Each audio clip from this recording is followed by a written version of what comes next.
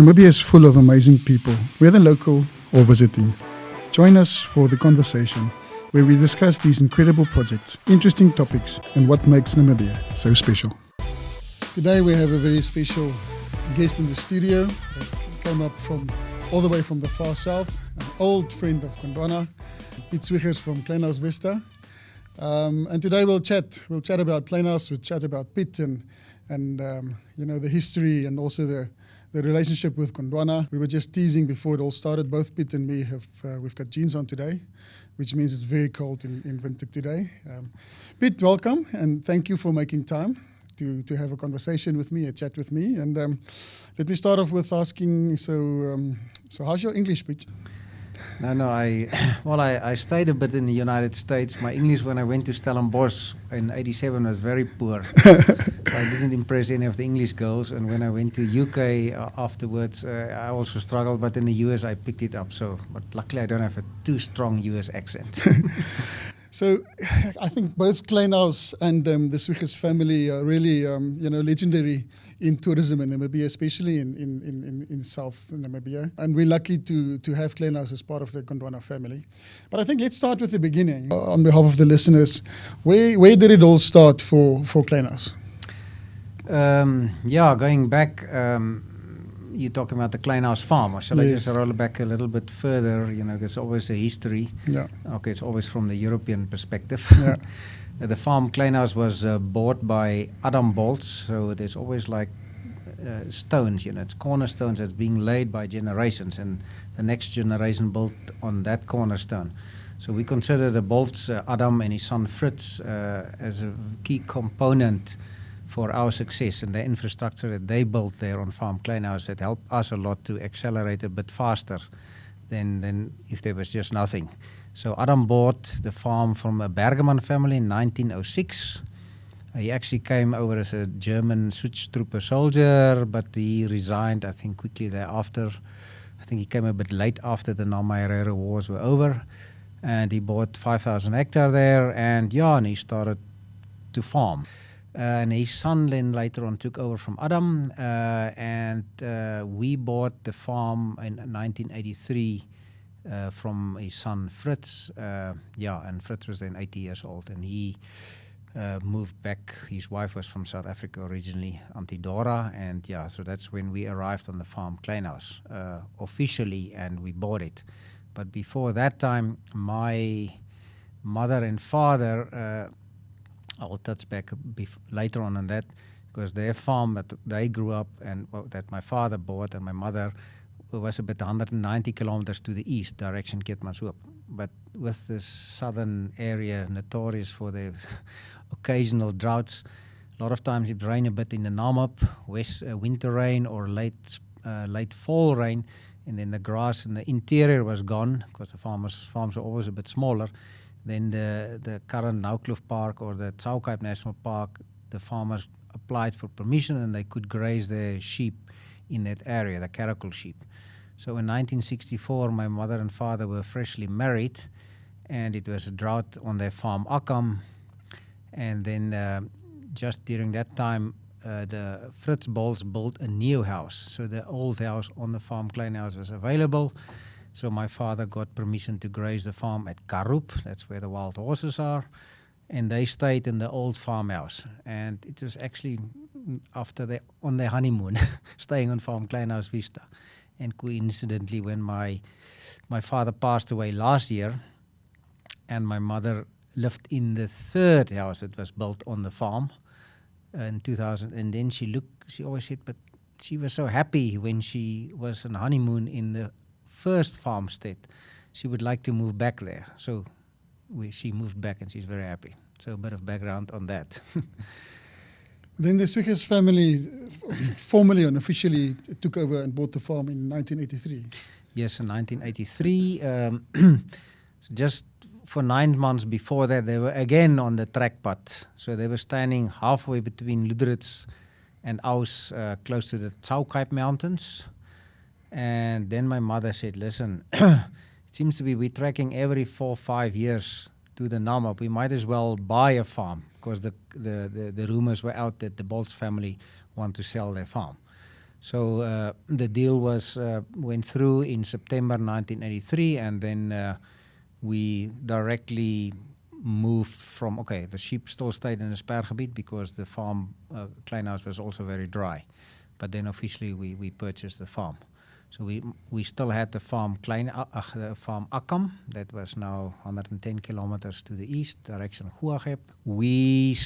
My father sold that farm a bit later, but before that he bought half of the farm Kubub, the Lebowski farm. He bought that in 86. And then in 87, late 87, he sold the farm Akkam. So we consolidated a bit our land just in the Namib Desert. And you grew up on the farm, but you went to school in Kettelsdorp. Yeah, I was 14 years old when we bought farm Klein-Aus. So then I was like just in second year high school, standard 6 year. So we were commuting by bus long weekends, the old story. You in the Kosseis in the boarding school, and then I think it's third weekend, you come for a weekend to the farm, yeah. So it was quite different, the farm in the Namib to the farm where we grew up, Akkam. There was a lot more groundwater, and it was in the mountains, very rocky. There's rocks everywhere, and the Namib had this nice, less water, but this open, lots of space with mountains scattered, the Aus Mountains, and you had all these plains. You could drive everywhere, and it was for us magic. But the business model, right, in the beginning, that was still very much agriculture. It was just farming. Yeah, my father used to be very good in the karakul. I mean, he grew up, my grandfather, I never knew him, but he died at the age when my father was 17, 18, so he had to leave school from Potchefstroom, and then he kind of had to take over the farm and had to take care of his sister was still young, and his mother, and he jumped into the farming and karakul farming. He was very passionate at karakul farming, because those days it was the heydays, and he became one of the top karakul white stud farmers, and he was very passionate. He developed the farm seriously there. So moving to the Namib now, where you don't have camps, and karakul farming is a stud farming, is very selective. It's 10 or 20 sheep with a ram. He couldn't really do that properly, So the karakul market also started to collapse during that time. So when he bought the farm, it was cattle, and there was a milkery, a dairy. My mother added fruit juice to the dairy, and every week the products were sold to Lüderitz, to all the shops. It was quite also an interesting story on a little trailer or on the Ford bakkie. So we were called Smoser. They called, here come the Swiegers Smoser. But there was 5 children, So we had 5 children, and it cost money. So parents had to do everything to make ends meet. Interesting later on, besides cattle, sheep, and the dairy, the ostrich business boom and bang also came in the early 90s. So that also provided a valuable source of income. So diversifying in the farming industry was then the means of income. But in your personal story, you've already mentioned that so after school you went to study at Stellenbosch? Yeah, so I went to Stellenbosch 5 years. I studied, I had a teaching degree, BSc physical education, but I was not a teacher. I realized that quickly, and then I did the honors degree in zoology. But and then after school I said, I'm not ready for the workforce, the normal working 8 till 5 or being a teacher. Then I went to the UK just to travel, backpack. I took a bike with and my friend Ivan, and we flew into London and took our bikes out of the bag and started rolling into London. Quite adventurous, yeah. And we did all sort of jobs there, from security to working on the farms, and then Ivan said we should go to the United States, and I in the end of 92, September, October, I flew over to Boston, and then I ended up staying for 5 years there. I was very attracted. I met a South African, he was also Stellenbosch, and he introduced sailing to me. So if it wasn't for the sailing, yachting, something. I always was interested by boats. So and then we started to sail, and I ended up working on the boats and the yachts, and then the ostrich business, as I told you, also arrived in the US, and I was involved there. And my passion and sport then was sailing.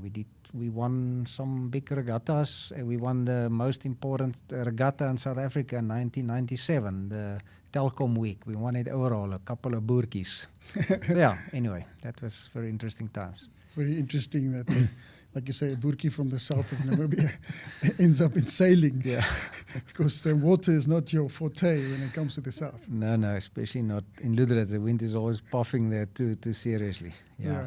But then I came back in... I realized I didn't want to stay in the US. I wanted to come back because my brother Willem, he came back in 92, and he started hiking. Was his passion, and it's an isolated area. He was also a student for 3 years.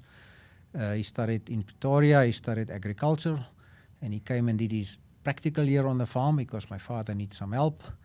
But, he was social also. He's social like me. And, to get somebody to socialize, you need to do something in tourism. So he built some hiking trails. So he was a hiker. He built some nice hiking trails. The current loop of hiking trails, the existing loop that we still use, is like several, up to 1 to 5 hours. And then I came and visit, obviously, often, once every 2 years or 1 year. So, and I said, listen, I'll be back soon when I'm ready.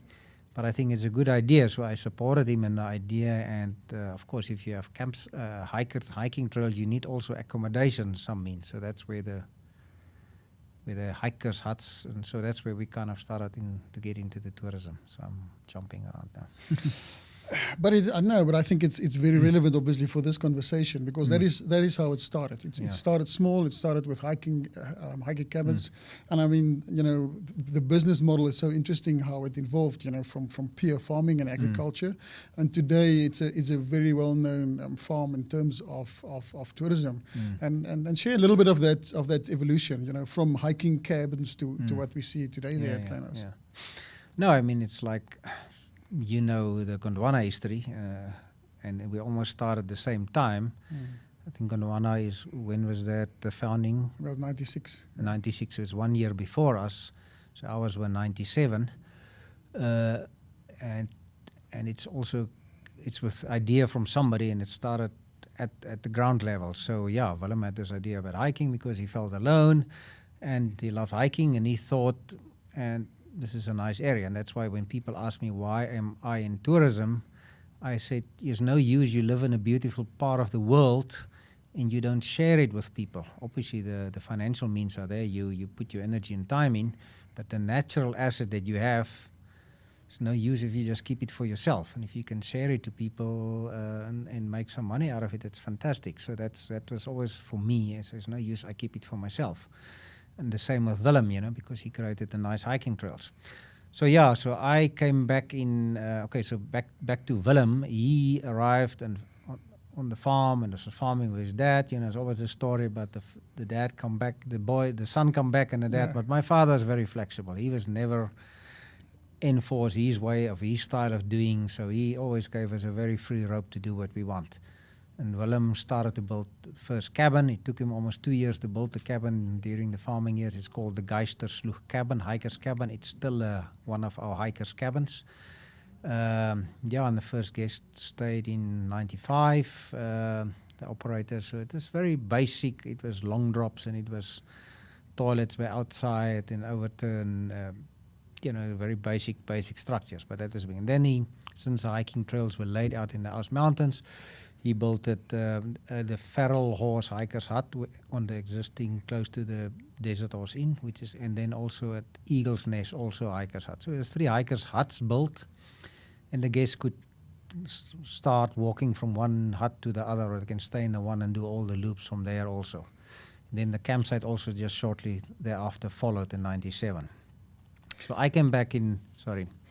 No, I just, in terms of Geisterschlucht, it's I think many Namibians like myself, we also have a connection there, of all of us who went to Veld school, like we say, back in the day. And correct me if I'm wrong, but that is built on that place where we stayed under Veld school in the night, where they told you the story of the headless German soldiers that will come and wake you up in the night. So I was very, very lucky also to have stayed there with my family, and I shared those stories of back in the day.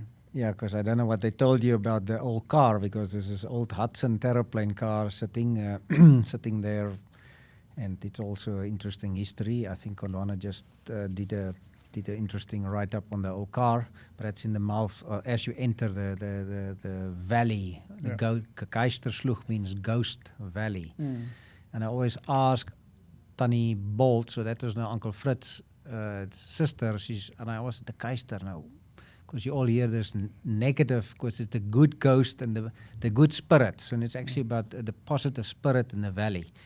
So it's nothing sinister what they made up. Is people, if you drive, I mean, my house where I live now is just outside, just around the corner, 500 meters away from the entrance, and you feel the good energy. No ghosts. Yeah, no ghosts. Yeah. And then you came back. Yeah, I came back 97. I packed up. Interesting. Those days, flying with a plane back from Miami to Cape Town was a bit different than now. I had my hand luggage was a chainsaw. So I thought about, what shall I bring back to help, help with the construction and everything. And I bought a nice Stihl chainsaw there, and that was my hand luggage. I brought also a gun, a weapon, and in those days they were allowed, I think, 2 huge suitcases, each weighing 30 kilograms before paying something. So I brought almost all my stuff back that I gathered there. But I just laughed at having a chainsaw as your hand luggage. Nowadays they will not allow that at all. So anyway, so spending time overseas, so with coming back to my brother, I had to be cautious not to sound too clever, living in the United States. And Willem and I had huge respect for him starting the whole business, because involved was my mother also pretty much, because it was, as I would say, a mom and pop operation in the beginning. My father, he just said to us there, listen, you can do what you want, but just don't ask for money. Of course, we did ask for money. He did help us. We did borrow money from him. But he always helped where he can. And my mother was actually also in the operations. So if you're in hospitality, you start to accommodate people, they want to eat also. And at that stage, we only had these 3 cabins and the campsite, and some of them want to be served food, So what we did is, so when I hop in, so we had a discussion, me and Willem. So it was 97, and we did form the company, although, there's only me and him and my mother that assist us. So it was very informal and, as you could say, unorganized. So but we agreed, I will do the operation and Willem will do the projects. Because we decided we will grow, we will see how things go, and if Aus is a tourism destination, because most people from Lüderitz were very critical and beginning, why would people stop in Aus? They will travel from the Vistas Canyon to Lüderitz and not stay in Aus. So we said, okay, let's give it a go and see if it can work. And we very conservatively, we didn't have money then anyway, so we just, as the money rolled in, we invested and built. We didn't pay ourselves anything at all. Willem lived from the farming, and I just got a very mediocre basic salary. And that's the way we slowly evolve and develop the business. So now operations means housekeeping, and you need to prepare food. We didn't have the restaurant, so we serve the food at the cabin. So if people want food, we obviously promote it, bring your own stuff, but a lot of times we had to do the braai, the potjie. That was the famous things, So we prep a lot of things. The potjie was always prepared by my mother. And we had a small little Nissan, this 1400 bakkies. Unfortunately, I can't find one of those photos for our presentation that the PDF. But that thing was flying all over, because if you remember, the Eagle's Nest is 7 kilometers away, the Geisterschlucht is 7 kilometers away in a different direction, and the campsite. So transporting all the food and cleaning and housekeeping was, I had to do it. My mother had to do it. So that was hard work. But I love context is always so important. Then, like we say at Gondwana, I have a story to tell because nothing is born big. It starts small and it starts humble and it starts with very, very hard work. 7 days a week, and there is something in the south, in the far south. And obviously, I'm being biased. It's the birthplace of Gondwana as well. But there's a grit. There's a grit about the people from the south and just from the area. And I think a lot of Namibian success stories were born in the south because of that work ethic and that ability to push through, whether rain or drought. And I think that is a beautiful story in terms of where Klein-Aus Vista is today. But share with us where did the whole relationship with Gondwana start? There's two incidences, but okay, I met I think Money. Because the rumors were spreading, Gondwana, well, Money will buy up the whole south. And Money had this vision about Gondwana already way back. And he's going to open a lot. There were some rumors, a lot in Aus somewhere also. So, we kind of felt a bit, listen, this is our domain here. And then Money and Uli and the two daughters came to stay in the winter. And it was... we ordered them the best weather. It was severely cold. We put them in the bungalows. I think it was 99, so we didn't have the chalets. At Eagle's Nest, we expanded a bit. And, Money arrived there and, we actually charged him. But, so we met him then. So and I'm not sure if the Canyon Road was already built, but then we had a nice energy between us, and we started to promote each other. And Money said, "No, don't worry. Here's nonsense stories about getting involved in Aus, and it's the next destination guest coming from us. It's the next day trip from them to us." And then he also invited me to go to the canyon. And when I got a break one day, I slipped away for a few days, and then I drove along the Orange River, and I actually was putting up signs promoting the route back and forth from the canyon, and I stopped at the roadhouse. So there I met Alan and Sonia. So I was supposed to stay one night. I ended up staying 3 days there. But I just relaxed and clicked so well. And from there on, so I met Money and I met Alan and Sonia. They were like, key to the Gondwana collection in the beginning. And we started to promote each other unofficially. So that was 99, during that time. And when was it? When was the relationship formalized?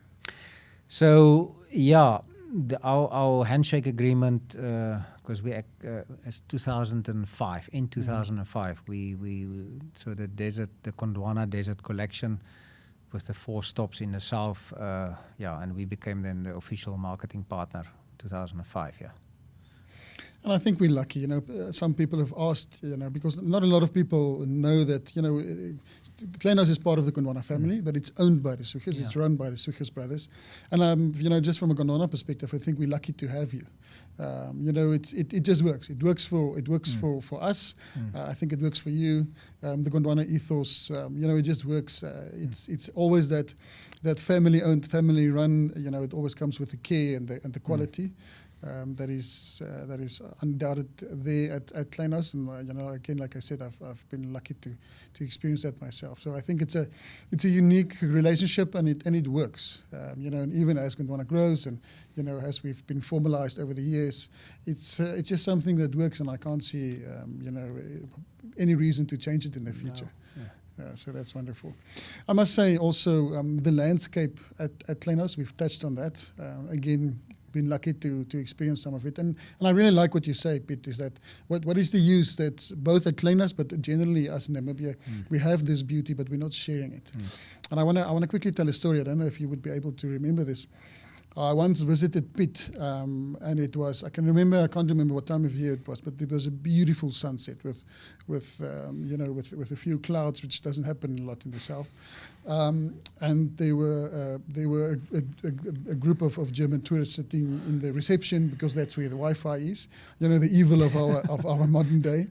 And Piet was standing outside on the stoep, and Piet speaks fluent German, and he came in and he kind of scolded them. He said, "Why are you sitting inside on your Wi-Fi? Come and have a look at this beautiful sunset." And I remember sitting there.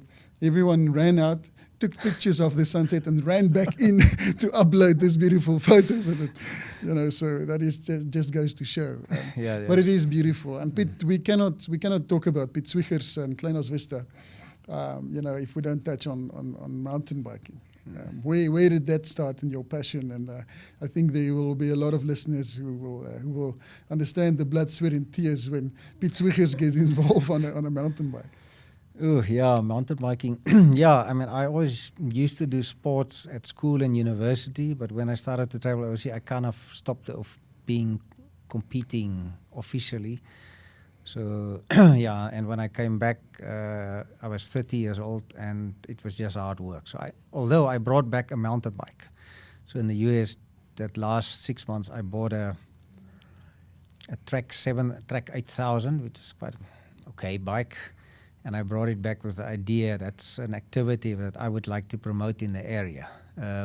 Although I didn't do too much mountain biking. But unfortunately, there was no time. So I parked the bike there. I did with some of my German girlfriends that came to visit, cycle through the mountains, but the terrain was way too difficult. So and then I just didn't have time anymore. So the bike was in the construction phase of Desert Horse Inn in 2005, was stolen at a time.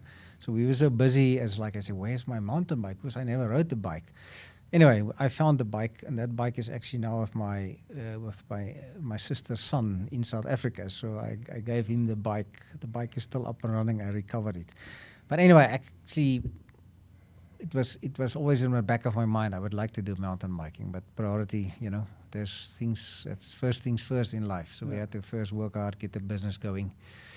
And 2010-11, my brother-in-law, Frank, and my sister actually said, but listen, Piet, Sophia, why didn't you cycle? Because they were cycling and they were doing mountain biking.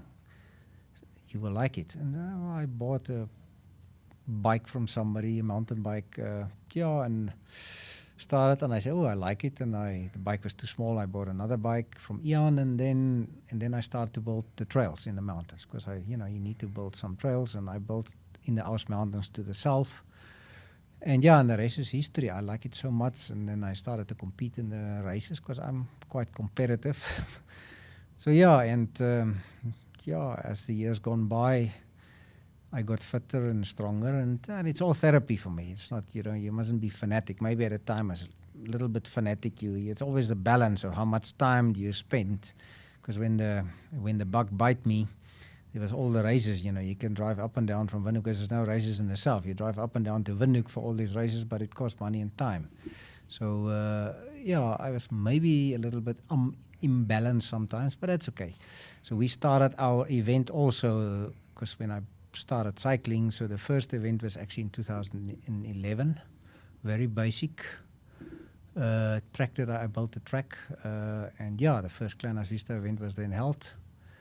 Martin Fryer, which is still a known mountain biker, won it. He won the Munga last year, and then Manny Heymans came, and Klein-Aus, we hosted 10 events, and Gondwana was always a proud sponsor. We were always known as one of the events with a good prize money. Standard Bank was there, and Gondwana always supported. And people, they loved our mountain bike event. And I think many Namibians know about it, but I think not enough. But also international. I think those mountain bike trails are some of the most beautiful probably on this planet. It really is unique, and it's not only mountain biking; it's also hiking. But it's something. It's such a unique and special experience to be there. It feels like in the middle of nowhere on those beautiful mountains.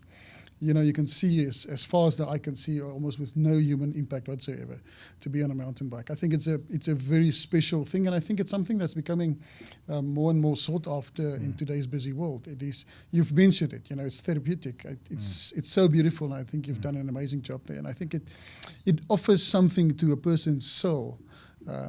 Something that money can't buy. Actually, during the COVID time, of course, we all had time. Well, you had a lot of worries, but time also.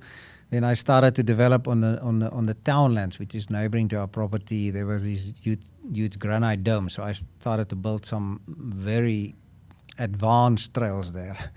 So, like, my idea is actually to promote Klein-Aus Vista as a training camp. We've got Connie Lewis, the Swiss marathon champ, Alex Miller, Namibian champ, Dan Craven. So, and my idea is actually to eventually promote Klein-Aus Vista as a training camp, and even for the youngsters, Namibia have a very good pool of young riders, and they compete very well internationally. And to just, in the low season or times of the year, to let them come and train there, because you can really, all the skills you need to learn, the trails that I built is very nice. It's not just therapeutically nice, but it's also technically, and it's super for your skills development, and it's tough.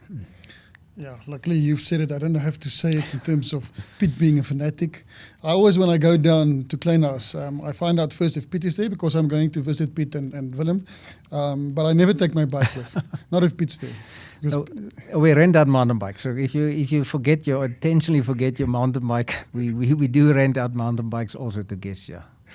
But you've mentioned it, you've also touched on it when Manny stayed there for the first time, because Klein-Aus, it offers it all in terms of mountain biking, but it's also 12 months of the year. The seasons are so interesting down there, from, very, very hot to very, very cold as well. Yeah, Aus, people, if you ask them Aus, then they always say Ish, the Oshivambus, because some of the family members in the south, but Aus are known for the town probably with the coolest mean temperature by day. So by night it doesn't get that cold. Of course, when the wind picks up then you can get a wind chill of -8, sometimes -10. But the mercury, if you talk about mercury, is kind of sometimes -2, but it never goes as deep cold as in the Kalahari. But we are on this northern tip where the cold fronts, the Cape Town cold fronts that comes from the Atlantic, reach us, although lately not too often. But if you go back in the history of Aus, and especially my father had his experiences with the snowfalls in Aus, and then the cold winds, if you go back in history further. So I just recorded in 1963, just in the last 70, 80 years, the really intense snowfall figures. In 1963 was plenty of snow, and then 87 was probably the best snowfall for the century. It rained and snowed for 3 days, 87. I just left as a student for my the June holiday, and it bucketed down and rained 150 millimeters of rain and a feet of snow, So now, those days, people didn't have, and then, I'll come back. And in 94 as well as 96, and then only in 2012 we had our last snow. So 94, 96 was also quite intense. In those days, the forecast system was not as advanced as nowadays, and people couldn't go on internet and look at 4 or 5 websites. So the farmers know, the wind is blowing now northwest. So, nowadays you wonder, will the cold front reach us or will it not? So, and not every time they gather the sheep from the plains, where they just stayed without sheltered, and in 87, in April was also a cut-off low system. That year we lost almost 1,500 sheep. Sure. They just, because if it's so wet and so cold, you remember the caracal sheep you also shear in the month of April. So, and especially if the wool is sheared off and you get the late cut-off lows, which doesn't snow yet. The snow is normally in the June, July, August period. But it's not us. Many of the small livestock farmers, goats and sheep, the winters took its toll. It's not just the drought. It was like those cold fronts, they killed sheep and goats. So let's hope for a wet winter this year. Yes, we do. And we can go skiing at Klein-Aus Vista. Piet, and I think another thing that some Namibians know of, but not enough, and even globally, is that, we think about flowers, the beautiful Namakwalan flowers, but I don't think people realize the absolutely stunning flowers that you get there in the Aus areas also when the conditions are right. Yeah, it's like people they know better, but always ask me, the tour operators, when will you have will you have flowers this year? I say, it's a difficult question. But I figured out over the years that I've been back is like if you get your late April, May, your fall rains, then it's almost guaranteed to have flowers, because then if you get a bit of follow-up of rain in June and July, so end of June, July, August, depends on the winter rain follow-up, but the very important rain is that upper troughs that you get, that fall rain. It must be 25, 30, 40 millimeters. So I kind of can predict if we get rain then that there will be flowers. So yeah, in our area, I mean, the most fantastic flower year was in the middle of COVID. We had the best flowers ever. My mother and father can confirm that, in the month of June, end of June, July, August. And yeah, it was, of course, for me a very nice time because you're not so busy, but it was fields of flowers. Yellow is the predominant color, and violet. I mean, the 50,000 hectares of our park was, I mean, it depends on the geology, what grows. On the sandy part, you had this high 30, 40 centimeter Artotis fastuosa, which is called the Aus daisy, and then when it's a bit more rocky area, you had the butterflowers, and then the heliophilas. It was just you don't have to go to Namakoland, although we don't have orange flowers. But people can go and have a look on the Gondwana YouTube channel. Yeah, where Mani and the team went down. They were there. Yeah, Mani did a nice video. It was so beautiful. Yeah. And again, you know, it was difficult to believe that it was actually in Namibia. Yeah. It was so beautiful. Yeah. But let's hope it happens again soon on one of these comeback years for tourism. But another thing I want to touch on is that something that really excites me, and like I said, I might be a bit biased towards the south. You know, it's a really sentimental place for all of us at Gondwana. But the south, currently, you can't help to think, but there's a few tailwinds happening for the south. You know, whether it's green hydrogen, the blue kelp, or the oil and gas, or whatever. There's a nice buzz around the south, and I think it can be very, very good for us as well. And also, you know, you and Willem have always been strategic, you know, with property ownership in Lüderitz as well. So, what are your view in terms of the next few years for that area? Sure. Yeah, it's yeah. I mean, it all sounds very promising, but you know, you need to position yourself, and you know much better than me. You know, in accommodation, that yeah, you have to. The winds, the stories are there. Oil and gas, green hydrogen. And Lüderitz will be most likely the point of the port and the point of entry into the inland, and it will serve those needs. So yeah, and if you hear about the amount of jobs that will be created, and where will the people stay, and yeah, all those things have positives as well as negatives, you know. Yeah. And as we all know, nothing is just good. Yeah. So, but yeah, there's opportunities, and yeah, the green hydrogen. There's a lot of talks. Will it be feasible? The oil, we just heard again, you know, the oil story. But when will it happen? And you know, you can see the buzz in town. You know, you see accommodation is getting less. I mean, the accommodation places in Lüderitz, sometimes they're fully booked, or there's the contractors moving in and out, and then so yeah, it will be very good for us.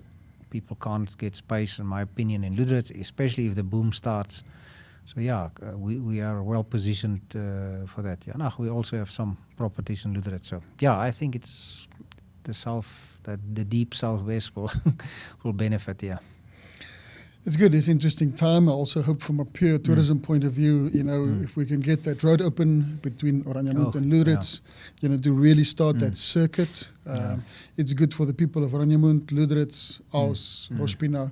It's obviously good for us in the canyon. I think it's a new route. It's a new opportunity for everyone.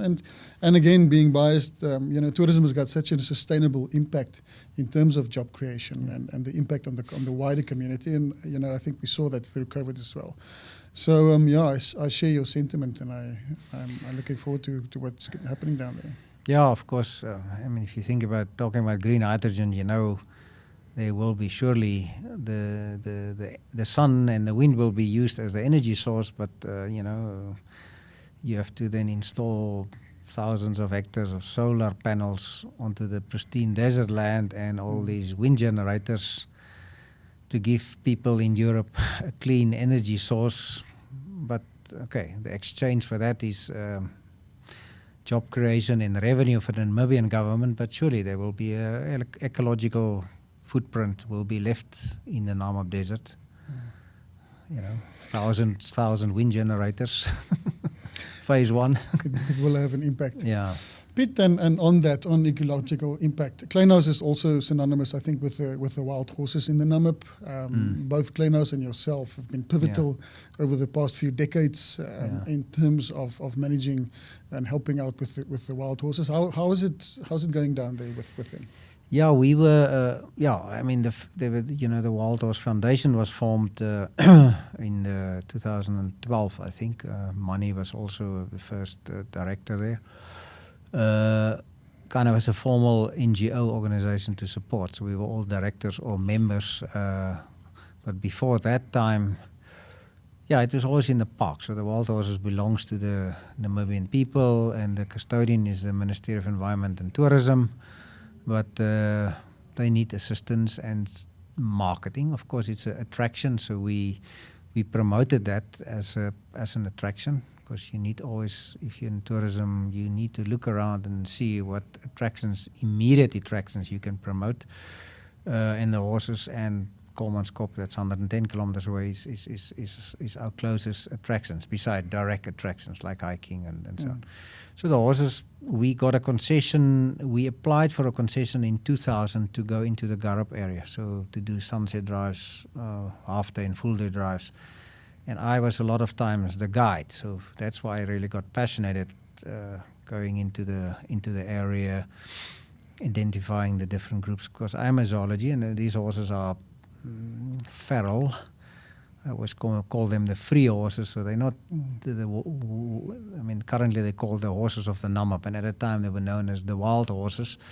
But there's a debate which is the correct word to use, but currently they call the horses of the Namib, which is, I think, the applicable term.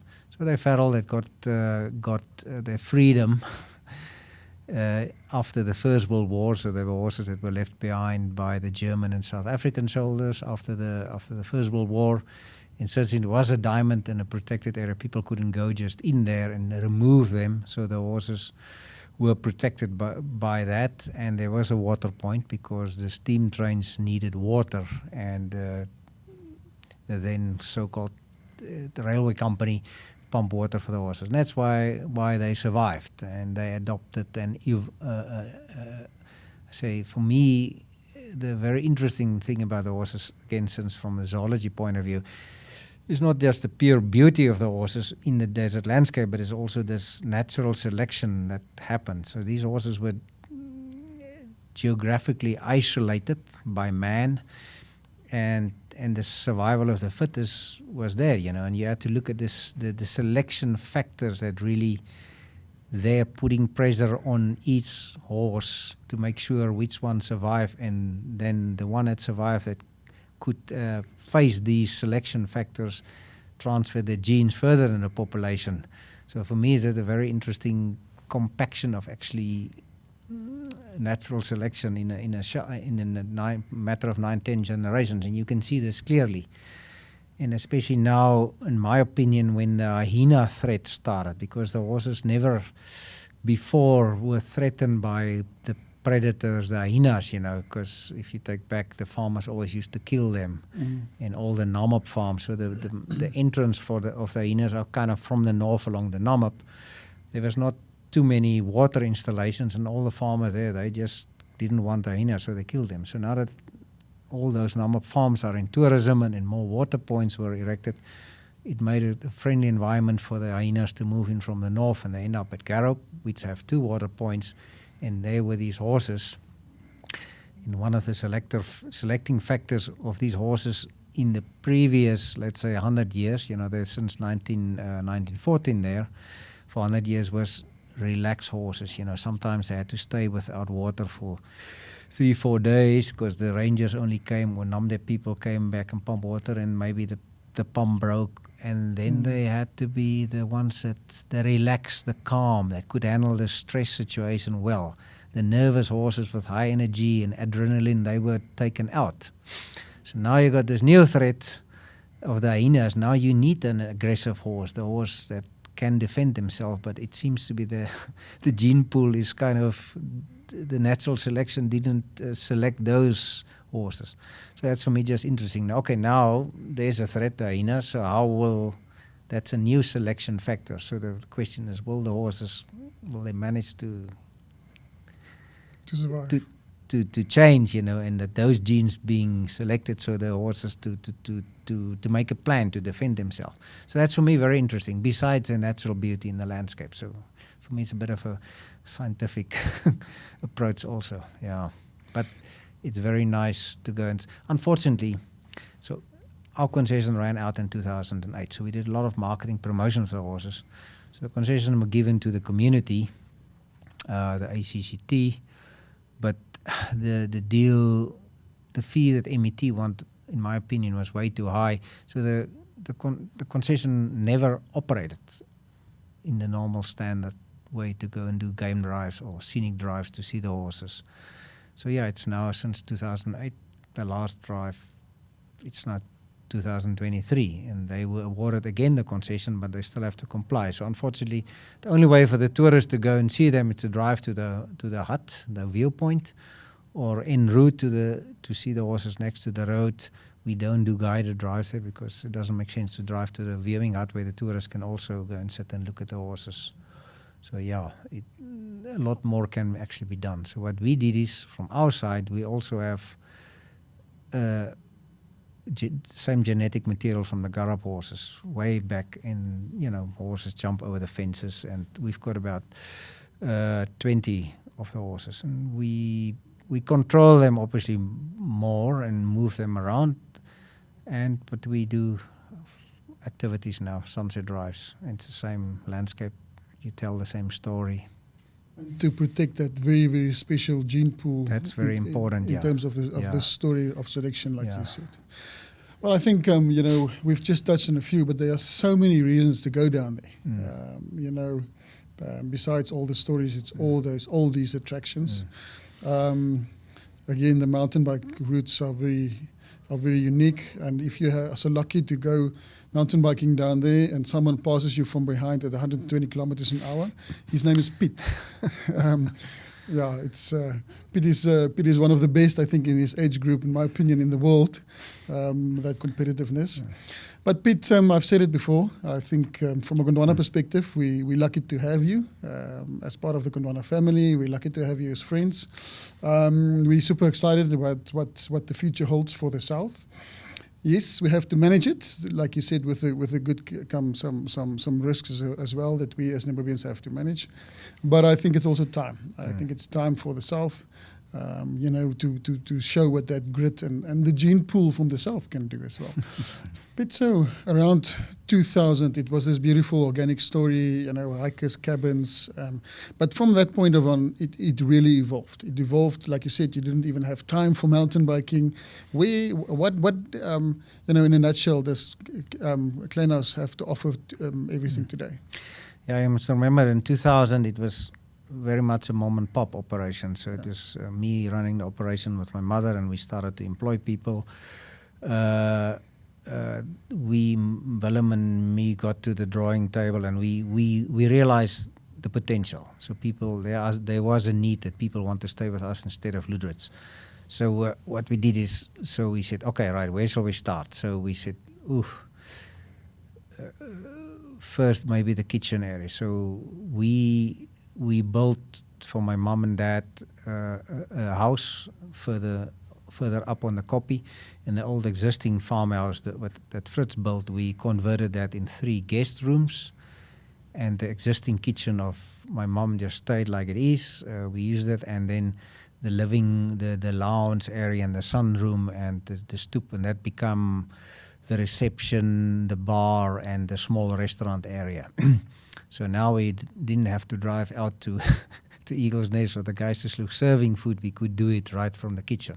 Well, the menu was very, very basic. Alan and Sonia must mention that came to visit us the one day, and she asked, what do you have in the menu? What are you serving tonight? I said, well, it's shepherd's pie. And she asked me, no, what is a shepherd's pie? I said, well, it's a lasagna type of thing.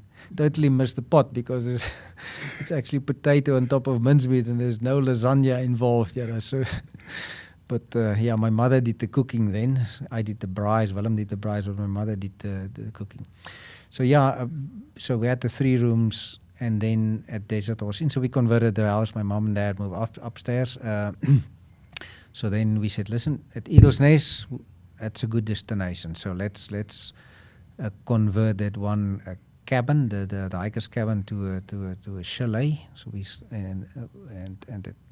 slowly, year by year, started to build chalets. So we built, and they all have names at Eagle's Nest. There's 7 chalets, so they all have fancy names: Mountain View, The Wall, The Rock, Boulders, Desert Vista, and Eagle's View. And Willem spent his time constructing beside farming and all those other things. He built every year a chalet. So those chalets were, the last one was actually completed in 2008. So that was the Eagle's Nest side. But then at Desert Horse Inn on 2005, since our marketing and relations started and the whole bus tourism started and they needed a destination, so we added 20 rooms at Desert Horse Inn. So Willem started the construction in beginning 2005, and the first guest checked in July 2006. And as you all know, meeting deadlines and you have bookings at lodges, because that's the way you operate, and the high season start in July. It's a lot of pressure, and everybody there that's part of the family had to scramble to get that going. So in 2003, my one brother Johan joined us. He was a headmaster in Keetmanshoop for many years, 10 or 15 years, and he said he needed a career change. So he was, at almost eight years at Klein-Aus Vista. He, with his wealth of knowledge on HR structures and more structured in the back office, running operations, he helped us a lot to get that going. He left us and he started his own business in Keetmans. If you need meat, good quality meat, Syde Koelkamers. Then my other sister, as he left, joined us. So we were pretty much using everybody in the family. She joined us as food and beverage manager, because now, in 2006, we had 20 rooms at Desert Horse Inn plus the 3 in the main house, and then all the chalets outside the Eagle's Nest they all had to be served in the restaurant. We also enlarged during that time, 2004, the restaurant to be able to occupy 75 guests there. The reception, everything moved. So we kind of got the back office and the front office sorted out there to serve the guest at the Desert Horse Inn. So in 2012, we added another 6 family rooms. So not family, 4 bedrooms. But I have to, before the next question, tell you about the 2012. There's also an important time in our history. So we had this March, this huge thundercloud build up, 27th of March, and we had, in 2 hours, we had 150 millimeters of rain. It was, because Klein-Aus Desert Horse Inn and the whole workshop and the support infrastructure is actually built in the dry riverbeds. So we all had huge fun enjoying the rain, but it was a bit of a setback. All the cars were flooded in the workshops and everything was underwater, and the cornerstones of 3 of the new built chalets were washed away. But anyway, so we rebuilt them. So then Klein-Aus, we had 32 rooms at Desert Horse Inn.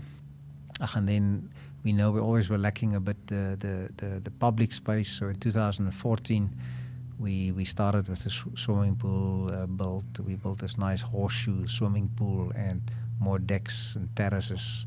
So we've got a very complete product now, I would say, that complement the Gondwana group. So in total, it's like, to wrap it, maybe the type of combination. We like to still diversify, and as you all know, you need to diversify. And Gondwana is the best company that know how to diversify in the tourism operation. we just diversify. Besides all the activities and accommodation, we offer the campsites, you offer the hiker's cabin, and then the Desert Horse Inn, the standard rooms, there's a facility in the restaurant, and at Eagle's Nest, 7 kilometers away, we can still do your self-catering, or you can order your barbecue packs from us and enjoy the peace and tranquility. Yeah. It's a beautiful offering. Let me also share a story of just how small the world is that we live in. So I've only been, when I was at school, only been in Aus once, like I said, at Veld School. I didn't know Aus, didn't know Klein-Aus Vista at all. And then when I got to university, also at Stellenbosch, I went to Simonsberg residence. And I met a guy there called Rhino Bolts. And we became friends, and when he heard I'm from Namibia, and he told me this passionate story, or this story very passionately in terms of, do I know Klein-Aus Vista? It used to be his grandfather's, and they still get to Klein-Aus quite often, and he was telling me about this place, and I unfortunately had to say, I'm sorry, I don't know this place. And that is obviously the Bolts family. And today Rhino is still a very good friend of mine. He still comes and visits Piet as well quite often. And it's amazing the full circle in terms of life story, because Rhino's son today is called Adam Bolts. I've got a Rhino visit us last year June, and so the Adam, which is now is the 5th generation. But it shows you, if it would have been kept in the family, could have been different, but maybe they wouldn't have had the vision. But that's why so it's important that, whoever lives on a property and that infrastructure that they built, it's key for the next generation to the next generation. If you see now, I actually left out Willem's wife, Ingeborg, and I would like to give huge credit to her, because she came in 97. She and Willem met, and she was actually back to the horses. She studied equine science, and she met Willem on the farm. They stayed in the campsites, and they both. Willem is a passionate horse rider, and Ingeborg also. And their appeal was the horses of the Namib. So, and that's how they met. And she came back in 97, 98, and she had a huge impact behind the screen. She first helped with the operations, and behind the screen she's a financial manager. So she helps a lot getting the books together and help us with the financial planning. So, but now the next generation, so there's actually now besides the 2 generation of Bolts, it was my mom and dad, and it's me and Willem. Now their 2 sons, Hanno and Vigo. Vigo is 18 years, just got his driver's license the other day. And Hanno he's a real farmer, so they did homeschooling there. But so that's the next generation. The contingency plan is already in place, for them. But people's, how do they say? They talk about the 3 generations. The first generation lay the ground stones. The second generation work hard, make the money. They profit from the first generation, and the third generation blow the money. But we know how to manage that. So the 2 youngsters, they start from the bottom. They do maintenance, they do the farming. It's not just hopping into the office. So we'll make sure they don't blow the money. Well, I think it's a beautiful story if you look at the South. What you've mentioned in terms of the selection process of the horses of the Namib. I think the South does that to all of us. If you look at the Gondwana Park, it's a very similar story to Klein-Aus, where the prevailing business model was farming, and it just didn't work. It just didn't add up, and then that whole it went really negative in terms of the viability of those farms. And then when the business model changed to tourism, the same with Klein-Aus. That income today is tourism. It's less dependent on rainfall, and I think that's a lesson for all of us in life. That adaptability. When the challenges come, we have to adapt or die. And I think that's a story from the wild horses. I think it's a story of Klein-Aus Vista, and I think it's also a story of Gondwana Collection Namibia. Yeah, interesting. I just was now this. And your motto, it's about the planet, or nature, and it mustn't be to the cost. It's always the fine balance between exploiting. Of course, what we do, we always have an impact. There's nothing Okay, and the term sustainable is always debatable. But yeah, at least you're not exploiting, and so it's that fine balance. I mean, the farmers, it depends. You had responsible farmers and you had irresponsible farmers. So we in the tourism industry, and I think Gondwana and us are very responsible in the tourism because you're just dealing with nature, you're dealing with the human resource and the people that you're dealing. You create jobs, so it's to have that proper product and the balance, not to exploit. That's key. Of course, resources are there, but you have to carefully manage them because you don't want to run out of water in 10 years' time, or if you don't treat your employees well, not having anybody to work for you. Absolutely. It's that fine balance, Cool.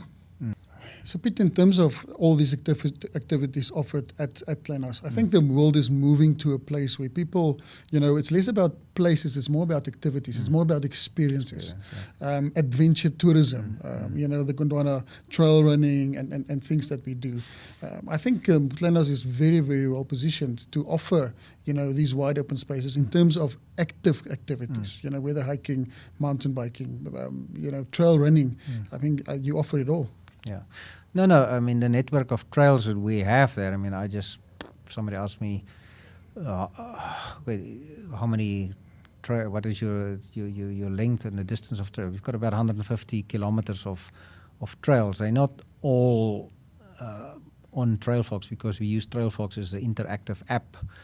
But most people, the time is limited, so I didn't bother putting all those trails on the app because if the training camp people come, I share it with them.